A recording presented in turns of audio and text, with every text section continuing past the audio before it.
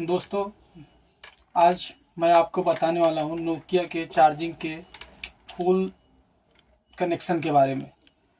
आज हमारे नोकिया में कई फॉल्ट आते हैं, लोग उसे सॉल्व नहीं कर पाते हैं, लेकिन मैं आपको स्टेप बाय स्टेप उसका फुल सॉल्यूशन बताने वाला हूँ। नमस्कार दोस्तों, मैं विकास और आप देख रहे हैं टेक्निकल जीएसएम हिंदी। तो आप मेरे चैनल को सब्सक्राइब, लाइक और शेयर करना ना भूलें और घंटा भी बजाइएगा। तो चलिए शुरू करते हैं। तो दोस्तों, तो ये आजकल हमारे जो नोकिया के फ़ोन आ रहे हैं, ये भी नोकिया 225 या नोकिया के और सारे फ़ोन जो आ रहे हैं जहाँ पे ट्रांजिस्टर, एक पीएनपी ट्रांजिस्टर टाइप का जो आईसी यूज किया हुआ है चार्जिंग का, उसमें चार्जिंग का बहुत प्रॉब्लम आ रहा है। तो आपको चार्जिंग का प्रॉब्लम सॉल्व कैसे करना है उसके बारे में आज मैं आपको बताने वाला हूँ। तो सबसे पहले हमें ये हमारा जो चार्जिंग कनेक्शन, जो चार्जिंग सॉकेट हो गया, ये हमारा ग्राउंड, ये हमारा बी बस। तो हमारा जो बी बस होता है वो हमें डायरेक्ट ये ट्रांजिस्टर के इस सिरे पर दिया जाता है, एम मीटर पर हमें दिया जाता है। और उसके द्वारा जब यहाँ पे हमें कनेक्शन सिग्नल मिलता है तो हमारा यहाँ पे 4.2 वोल्ट का एक रेजिस्टेंस के द्वारा सीधा बैटरी प्लस पर जाता है। लेकिन ये हमारा पूरा जो सर्किट है वर्क कैसे करता है इसके बारे में मैं आपको आज बताने वाला हूँ।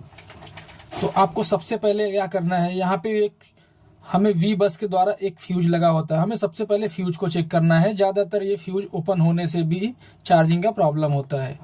हमें ये fuse step by step check करना है। हमें सबसे पहले फ्यूज को चेक करना है, उसके बाद यहाँ पर एक कॉइल भी लगा हुआ है, उस कॉइल को भी चेक करना है। तो ये हमारा सर्किट वर्क कैसे करता है, ये हमारा बी बस, हमारा बी बस से जब हम सप्लाई देते हैं हमें यहाँ पे फ्यूज पे आता है, उसके बाद एक कॉइल पर आता है, फिर यहाँ से होते हुए इससे डायरेक्ट एक यहाँ पे क्रिस्टल टाइप का जेनर लगाया हुआ है, ये क्रिस्टल आईसी टाइप का एक जेनर लगाया हुआ है, डायोड लगा हुआ है एक, इस तरह से इसका एक सिरा ग्राउंड किया हुआ है।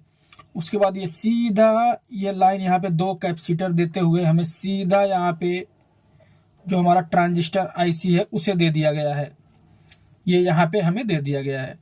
जब हम चार्जिंग को कनेक्ट करते हैं तो हमारा चार्जिंग इस सब से जो सर्किट को फिल्टर होते हुए, जब करंट फिल्टर होते हुए हमारे इस आईसी में आता है, तो यहाँ से हमें इसके बेस से जब हमें करंट मिलता है तो ये हमारे कलेक्टर जो है, कलेक्टर को हमारे करंट एम वोल्ट द्वारा मिलता है और हमारा बैटरी चार्ज होता है।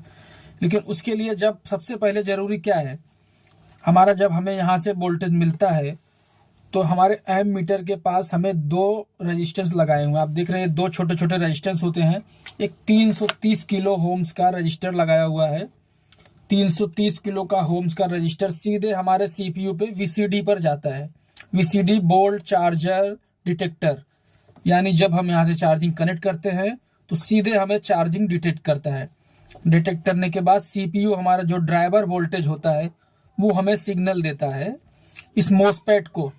ये आप मोसपेट देख रहे हैं, इस मोसपेट को सिग्नल मिलता है सोर्स। इसके सोर्स पर जब सिग्नल मिलेगा, हमारा जो ये गेट होता है, ये गेट हमारे बी बस से सप्लाई दिया हुआ है, एक कॉइल लगाया है, एक रेजिस्टेंट है 7.5 किलो होम्स का, जिसके द्वारा 2.5 वोल्ट का करंट जनरेट होता है। वो हमारे गेट पर जब सोर्स और गेट मिलते हैं तो यहाँ पे ड्रेन होता है।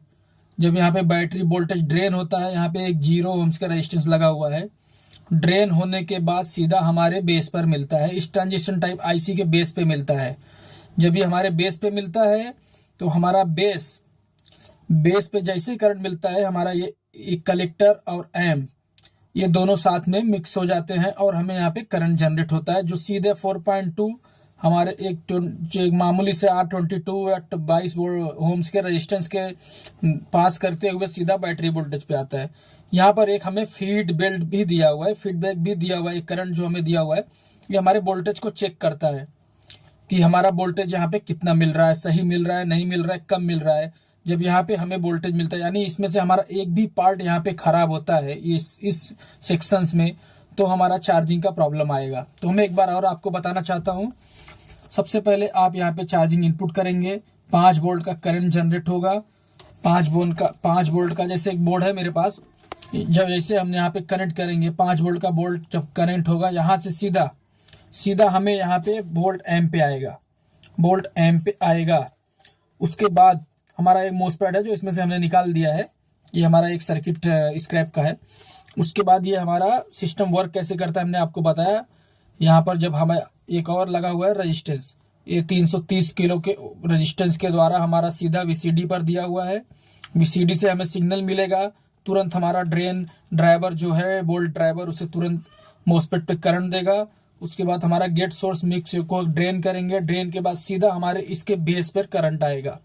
इसके बेस पर जैसे ही करंट आएगा ये इसका ए और सी मिक्स होकर सीधा यहाँ पे करंट जनरेट करते हैं और हमारा ये बैटरी चार्ज होने लगता है। ये हमारा फुल डायग्राम है दोस्तों। ये किसी भी इस नोकिया को मोबाइल के बनाने से पहले हमें इसका फुल डायग्राम समझ में आना चाहिए, तभी हम इस मोबाइल को रिपेयर कर पाएंगे। दोस्तों आपको ये जानकारी कैसी लगी कमेंट बॉक्स में ज़रूर लिखिएगा और हमारे वीडियो को शेयर और लाइक तो करिएगा और साथ में घंटा भी बजा दीजिएगा। धन्यवाद।